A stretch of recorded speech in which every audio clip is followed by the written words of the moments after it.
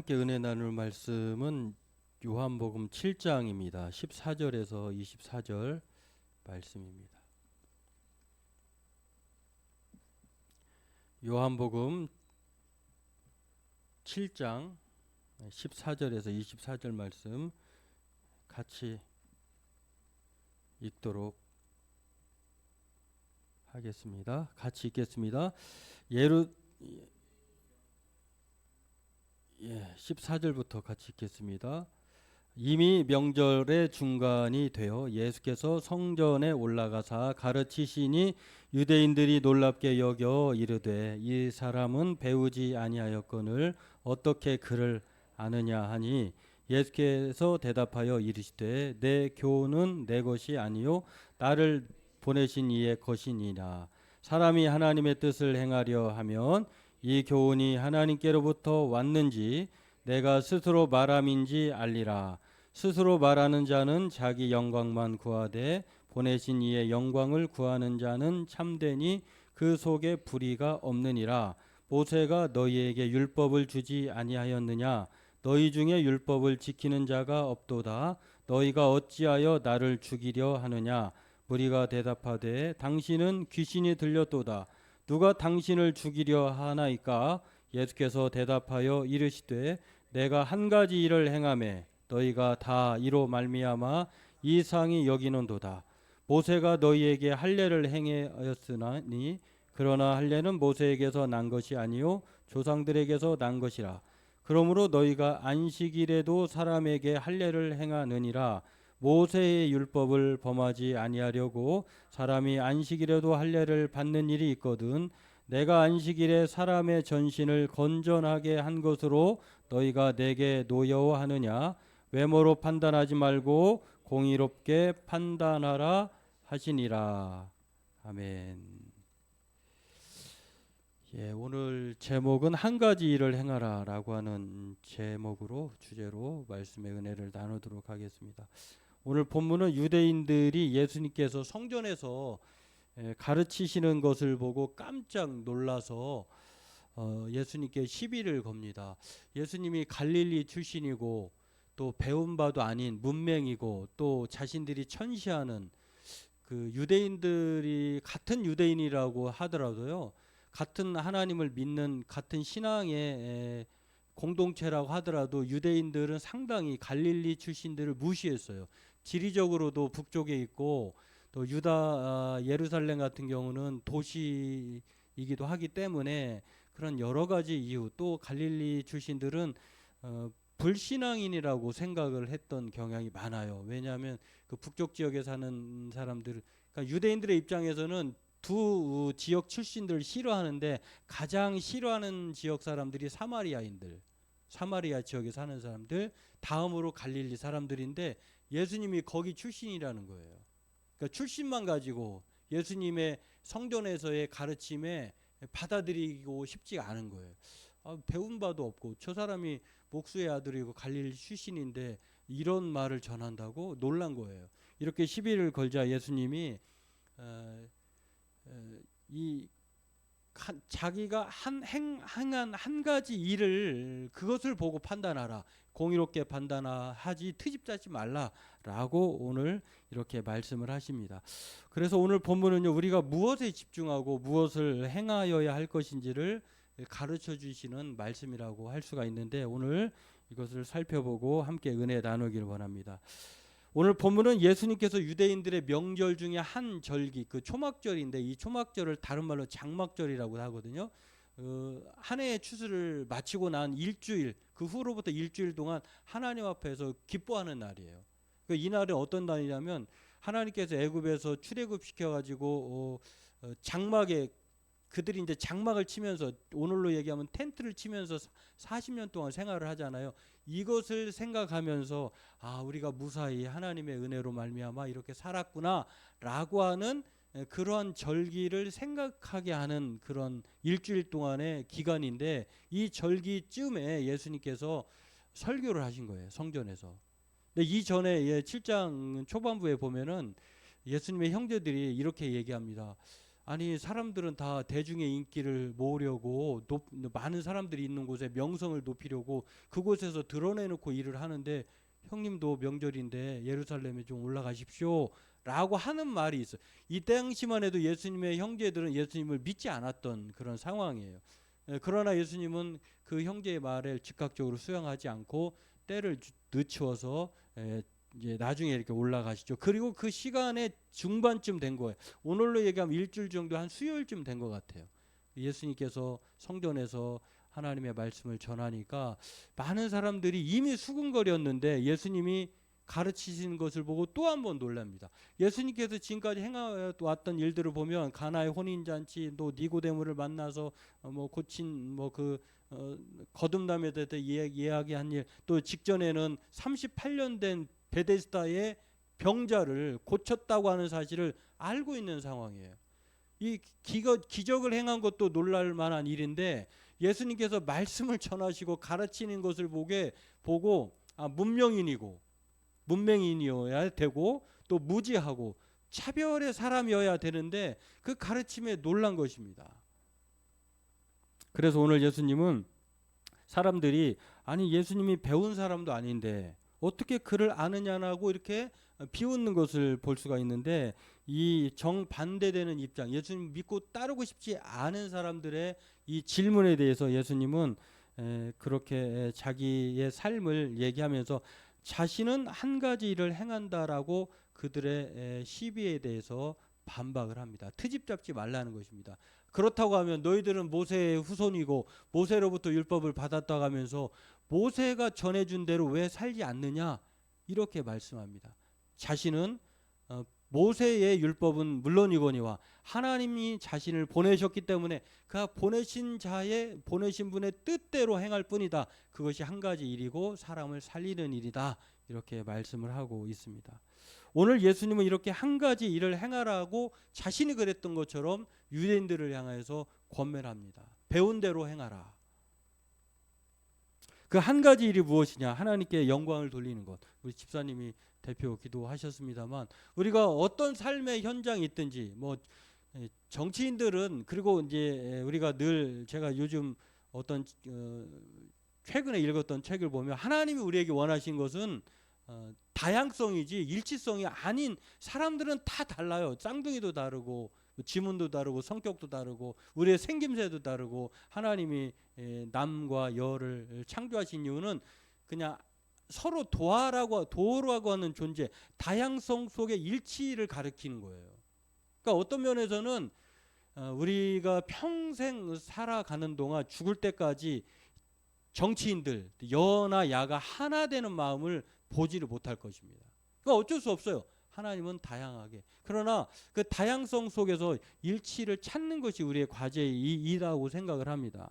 아무튼 하나님께 영광을 돌리는 그 목적을 가지고 살아간다고 하면 때로는 여가 오를 수도 있고 야당이 오를 수도 있고 이 야권이라고 해도 100% 다 틀린 것도 아니고 정답도 아니고 마찬가지예요.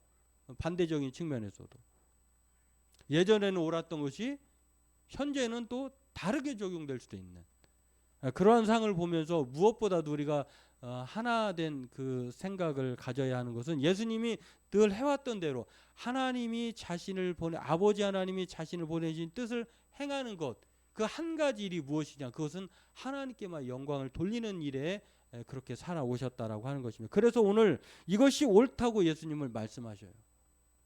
또 우리들에게도 그래야 한다고 말씀하십니다. 우리가 행하여야 할 한 가지, 그것은 바로 무엇이냐면 하나님께 영광을 돌리는 일에 우리가 힘쓰고 애써야 된다라고 하는 것입니다. 이 메시지 성경에서 오늘 본문 24절을 이렇게 말합니다. 너희 머리와 가슴으로 무엇이 옳은지 분별하고 무엇이 정말로 옳은지를 따져보아라. 그러니까 무엇이 외모로 판단하지 말고 공의롭게 판단하라고 하는 이 말에 풀었으면은 그런 뜻이에요. 외모가 아니라 보여지는 것이 아니라 정말 그것이 정의로운가 공의로운가 하나님의 뜻에 부합한가 이것을 보고 행하라 이렇게 말씀을 합니다. 오늘 본문은 우리가 한 가지 일인 이 하나님께 영광을 돌리는 것, 하나님의 뜻대로 사는 것에 대해 우리가 초점을 맞춰서 생각해 보아야 한다라고 하는 것입니다. 이것이 예수님과 예수님을 믿지 않는 사람들의 차이점이에요. 예수님을 믿지 않고 반대하는 사람들은 이 그냥 트집 잡기, 자기의 공의보다도 자신의 사익, 자신들만의 그 특권, 이것만에 관심을 가지고 살아가는 사람들이에요. 그래서 예수님에 대해서 예수님이 하나님이 보내신 자라고 하는 것도 믿고 싶지 않고, 예수님이 하나님의 뜻을 행하는 하나님께만 영광을 돌리는 행동과 말에 대해서도 관심이 없어요. 왜 저 사람이 자격이 없는데 왜 성전에서 가르치느냐? 그것이 옳지 옳지 않든지 간에 그것은 관심이 없는 거예요. 단지 그들은 유명해지고 돈벌이가 된다고 하면 배운 것과 반대로 행할 수 있는 사람들이에요. 그들의 관심은 하나님께 있지 않는 거예요. 요즘에 그 매스컴에 유명하게 그 또 한번 보니 계속 뜨는 분이 있어요. 이분이 저도 나중에 알았는데 깜짝 놀랐는데, 그림을 한번 볼까요? 이호선 교수라고, 저 오른쪽에 있는 그림의 왼쪽 그림의 오른쪽에 있는 여자분, 그리고 그분이 쓴 책도 있는데, 그 나이 들수록 뭐 이런 책도 쓰시고, 그 남편도 유명하신 학자의 김학철이라고 하는 연세대 교수이시기도 한데 책도 많이 쓰시고 또 강연도 하시고, 또 요즘에 유튜브에 잘잘법이라고 하는 유튜버가 있어요. 거기에 아주 단골 손님으로 나오시는 분이세요. 두 분이 같은 대학에서 만나서 결혼을 하신 분인데, 이호선 교수 같은 경우는 현재 숭실사이버대학교 기독상담복지학 학과장이기도 해요. 그러니까 상담학과의 전공자이기도 하고 또 방송인이기도 해요. 그래서 방송에 보면은 자주 나오는데 저분의 남편이 저분이었다는 거를 저도 한 몇 달 전에 알았어요. 깜짝 놀랐어. 그러고 보니 참 조화로운 부부다. 잘 맞는 부부다. 한 분은 상담가로서 많은 사람들에게 그 아픔의 상처들 또 고민들을 해결해 주는 분이고, 한 분은 신학을 통해서 또 비그리스도인을 통해서 아주 이 김학철 교수 같은 분은 비신앙인들에게도 인기가 많은 분이에요. 왜냐하면 기독교에 관심 있는 사람들을 교양학적으로 전문하는 사람들에게도 잘 이해하기도 하고, 막 강요하는 것이 아니라 설득하고 또 그들의 생각들도 인정하면서 아주 대단히 선한 영향력을 끼치는 분인데, 그 부인이신 이호선 교수님이 JTBC 뿐만 아니라 TVN 스토리 이호선 상담소 막 출연하고 있는데, 이분이 최근에 디즈니 플러스 예능 프로그램인 운명전쟁 49회 1회차에 참석을 그러니까 거기 출연자로 참가를 한 거예요. 근데 1회 만에 이분이 하차를 했어요. 깜짝 놀랄 일이죠. 아니 웬만하면 이 방송에서 그냥 대충 거기에 방송 컨셉에 맞게 흘러가면 유명세도 타고 돈도 벌잖아요. 시청률에 따라서. 근데 이분이 그것을 한 해 만에 거절을 했어요. 그러니까 사람들이 반응이 놀랐어요. 아니 왜 안 나오지? 물론 이제 미리 찍어놓은 사람도 지금 구설수에 오르는 분도 계속 나온다고 해요. 근데 이분은 1회만 하고 안 나온 거예요. 입장이 단호한 거죠. 그래서 궁금해했습니다. 왜 사람들이 거기에 이호선 교수가 하차를 했을까? 여기에는 49명의 요즘 무속인들 있잖아요. 점쟁이라고 하는 이분들이 어떤 사람들의 사주를 보고 그 사람들의 전쟁을 마치는 그런 그 예능 오락 프로그램이에요. 제발 좀 부탁하니까 여러분의 운명을 그런 똑같은 동등하게 입장에 있는 사람들에게 좀 궁금해할 수도 있지만 그런 거에 좀 혹하지 않았으면 좋겠어요. 우리의 인생은 절대 하나님의 주권 아래에 있다. 요즘 어제 제가 이렇게 다니다 보니까 줄이 막 서 있어요. 한국인뿐만 아니라 외국인도 막 서 있어요. 그때 간판을 보지 않고서는 이게 뭐 하는 거? 저 처음에는 음식점인 줄 알았어요.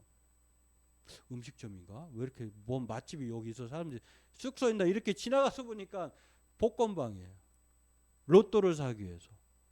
오늘 아침에 일어나니까 우리 직원 어떤 그 동료 직원이 카톡에 문자를 보냈더라고요. 카톡에 행운 복권방에서 1등 나왔네요. 군포역 근처. 그 정도. 그러니까 사람들은 토요일 날마다 온 세계인들이 우리나라를 보면 그럴 수도 있겠어요. 허기야 뭐 그분들을 탓할 수는 없을 것 같아요. 왜냐하면 인생살이가 이 돈이 지배하는 사유이기 때문에 특히 자본주의 사는 우리 한국에서는 그분들에게 어쩌면은 0.000 몇 프로라고 하도 번개 맞을 확률보다도 그 낮다고 하더라도 거기에 희망을 거는 거예요. 어제가 그렇게 발표하는 날에 그날이 끝나면 또 어느 한 사람 당첨자가 있는 사람은 그 사람은 좋겠죠. 나머지 수천만 명의 사람들은 또 한 주간을 기다리는 거죠. 어깨가 빠진 채로. 우리의 운명은 하나님이 주관하시고 하나님은 우리의 운명을 딱 정해놓고 로봇처럼 살게 하지 않으세요.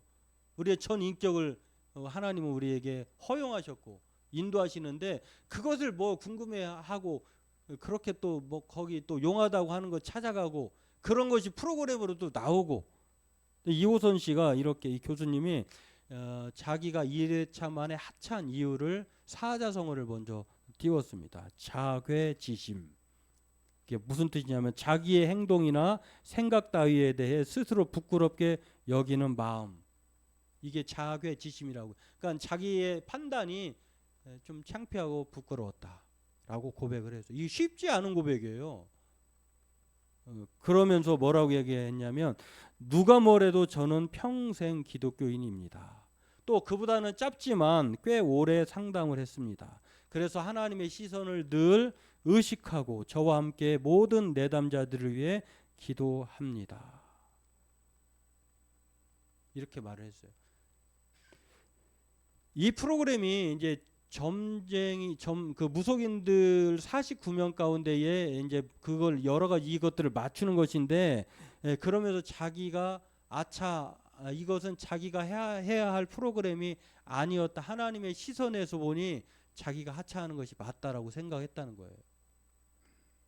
그러면서도 이분은 뭐라고 얘기하냐면 때문에 상담과 무속의 차이도 잊지 않고 공부합니다. 또 운명을 읽는 것인지 운명을 찍는 것인지 상담과 무속은 어떤 차이가 있는지 연구하며 그 속에서 저의 정체성을 잃지 않기 위해 부단히 노력합니다. 이렇게 말했어요. 참 어떻게 보면 무속인들을 폄하하지도 않고 그러면서도 자신의 종교 하나님을 믿는 자로서의 그 정체성을 잃지 않기 위해서 그것을 과감히 하차하면서 뭐라고 했냐. 부단히 끊임없이 노력하겠다. 저는 이 말이 참 인상 깊었어요. 우리가 다 할 수는 없어요. 상담가라고 해서 야 이거야 100% 얘기하는 것 저는 동의하지 않아요. 우리의 인생이 얼마나 파란만장합니까? 한길 물속이나 사람 속은 모른다고 해. 이걸 누구만 하나님만이 알 수 있는데 하나님이 또 우리에게 속 시원하게 이건 이렇고 저건 저렇고 육신의 음성이나 또는 메시지를 통해서 알려주면 얼마나 좋겠어. 하나님이 때로는 그걸 숨겨놓으세요. 우리로 하여금 고민하고 하나님의 뜻을 발견하도록 기도하게 하시고 또 말씀 앞에서 그것을 비춰보도록 그렇게 하신다고 하는 것. 지난주에 제가 소개했던 매일 아침 아빠의 묵상이 배달됩니다라고 책을 쓰신 최진석 장로님이시기도 하시고 의사이신 이분이 그 책 속에 한 챕터가 이런 내용이 있어요. 공부 잘해서 교만해질 바엔 차라리 안 하는 게 낫다. 이 제목만 보면은 공부하기 싫은 우리 청년들이나 학생들은 맞아 이렇게 동의할 수 있지만 또 얘기를 들어보면 또 그렇지도 않아요. 이분의 그 의도가 무엇인지 우리가 깨트려 봐야 되는데 큰딸이 먼저 질문을 합니다. 아빠에게 왜 아빠가 자기를 의대로 가라고 하지 않았을까? 공부 열심히 시켜가지고 아빠처럼 더 훌륭한 사람 나처럼 의사가 돼 이렇게 하도록 공부를 시키지 않았을까를 얘기를 합니다. 왜냐하면 이분이 이제 이 딸이 보인이가 27, 8 됐을 거예요. 초등학교 시절에 친구 어머니에게 집에 놀러 갔는데 자기를 당황하게 하는 질문이 있었다는 거예요. 친구 어머니가 이렇게 물어봤다는 거예요. 더 공부 열심히 해야 되겠네. 왜요? 아빠가 의대 가라고 하지 않아? 이렇게 물어봤다는 거예요. 그래서 딸이 보인이가 이렇게 말해. 아니요. 우리 아빠는 저보고 공부하라고 안 해요. 의사만 되지 말라고 해요. 이랬다는 것입니다. 아니 그러면서 돌이켜보니 아빠가 자기와 자기 여동생에게 한 번도 공부하라는 말을 안 했다는 거예요. 오히려 숙제 하지 말고 아빠랑 놀면 안 되냐고 아빠가 되레 공부를 방해했다는 거예요. 근데 아빠의 의도가 있었다는 것입니다. 그렇게 자기처럼 뭐 공부 열심히 해가지고 의사가 되고 편안한 삶을 살았으면 좋겠다라고 누구든지 이 제3자적 입장에서는 말할 수 있지만 아버지는 그렇지 않았다는 거예요. 뭐 딸이 자녀가 공부 잘하고 또 좋은 직업을 갖는 거 누가 마다하겠습니까? 그러나 이 아빠 최진석 장로님은 그러지 않았다는 것이죠. 그 아빠에게도 그 이유가 있었는데 그럴 만한 이유가 무엇이었냐면 이 최진석 장로님의 아버지도 선생님이었나 봐요. 그 선생님이었는데 어느 날 공부 1등 하는 친구, 1, 2등 하는 친구 집에 잘하는 친구 집에 놀러를 갔는데 그 아버지가 그 최진석 장로님에게 물어보더라는 것입니다. 아버지가 뭐 하시는 분이야? 이렇게 물어보니 예, 아버지는 학생들을 가르치는 선생님이세요 라고 물으니 그러면 너 내일 시험인데 아빠가 공부하라고 하지 않든? 이 질문이 이 최진석 장로님에게는 충격이었는가 봐요. 왜냐하면 자기는 아버지로부터 공부하라는 얘기를 못 들었는데 친구 집에 공부 잘하는 친구 집에 놀러 갔는데 너 내일 시험인데 공부하라고 아버지가 안 하든 이라고 하는 말이 공부는 학교에서만 하는 것이지 집에서 한다고 하는 것도 그때 처음 알았다는 거예요. 근데 그럴 만한 이유가 있는 게 이 최진석 장로님이 막내인데 아주 건강이 안 좋았다는 거예요. 근데 아버지, 그러니까 할아버지 입장에서는 보인이 자매 할아버지 입장에서는 그 막내 아들이 병약하게 자라는 것이 너무 안쓰러운데 거기에까지 공부까지 시킨다는 게 너무 부담스럽고 그게 안 돼 보였던 거예요. 그래서 공부 뭐 학교에서만 하고 집에서는 하지 말고 집에서는 그냥 놀거라 이렇게 했던 거예요. 그 최진석 장로님이 그런 아버지로부터 듣고 자라면서 이분이 대학에 갑니다. 그런데 대학에 가보니 전교 문과 1등, 이과 1등 했던 그 모습 속에 같이 생활을 하는데 자기가 경험해 본 바에 의하면 그 친구들에게 자기가 노방전도도 하고 이런 건 자신 있었는데 한 방을 쓰는 전교 문과 1등, 이과 1등 했던 애와에게는 복음을 전하기가 어려웠다는 거예요. 자기의 신앙이나 또 성경 지식이 부족해서 한 방을 쓰는 전교 1, 2등 했던 친구들에게 복음을 못 전한 것이 아니라는 것입니다. 부족해서가 아니라 그들에게 보니까 경험해 보니까 생활해 보니까 하나님을 복음을 전할 만한 틈이 없었다는 거예요.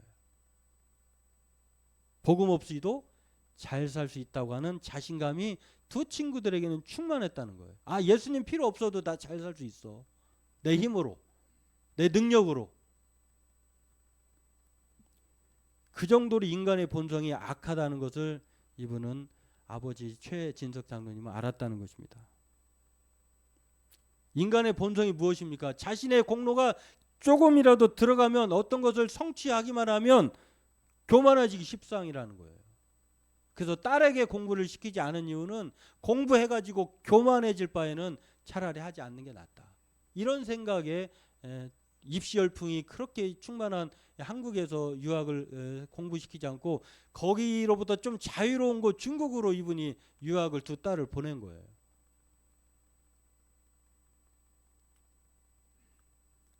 아빠 역시 공부할수록 교만해지고 또 성공할수록 더 높아지는 것을 경험했기 때문에 딸들에게 그렇게 하지 않았다라고 얘기합니다. 인생은 높아질수록 떨어질 때 더 아팠다는 것을 누구보다도 깨달았던 아버지가 딸들에게 교만해질 바에는 공부하지 마라. 차라리 나랑 놀자. 이렇게 말했다고 하는 것입니다. 그러니 피눈물 나게 열심히 공부해서 교만해지고 추락하여 망하는 것보다는 차라리 인생을 재미있게 꾸려가는 것이 더 좋다고 생각하게 되어서 이분은 두 자녀에게 공부하라고 그렇게 밀어붙이지 않았다는 것입니다.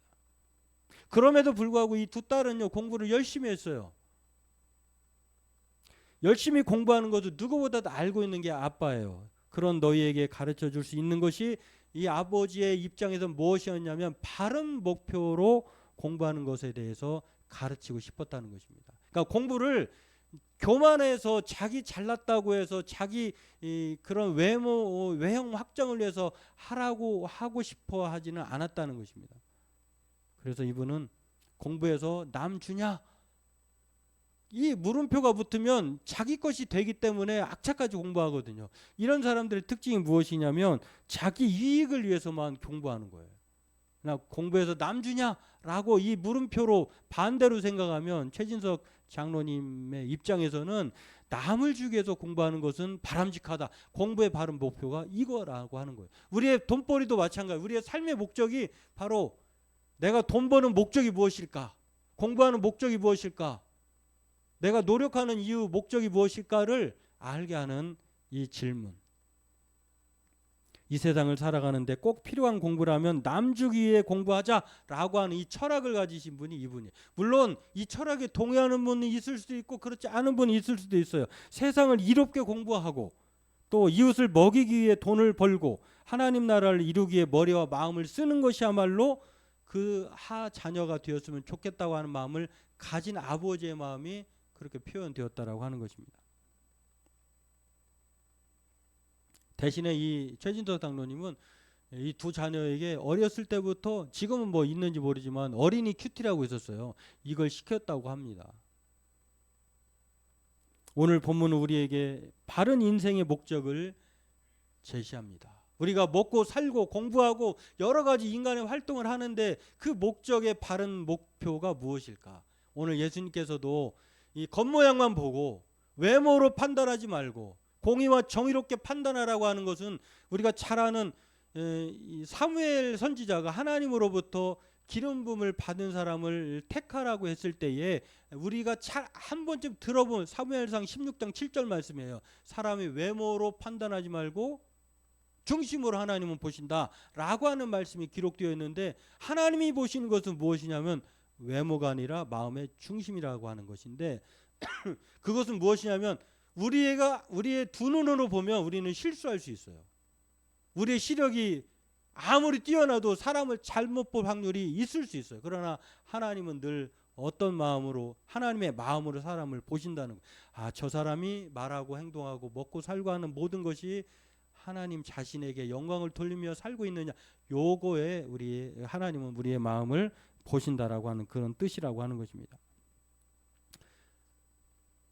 오늘 하나님은 우리의 사는 목적이 예수님처럼 한 가지 일을 행하는 하나님의 영광을 위해 사는 것으로 살아가기를 바라시는 것을 예수님을 통해서 알 수가 있습니다. 그러나 예수님을 믿지 않는 반대자들은 그런 인생이 아닌 정반대 인생을 살고 또 그런 사람들에 대해서 참 어리석다라고 비웃는다는 것입니다. 그러나 성경은 그렇게 말하지 않아요.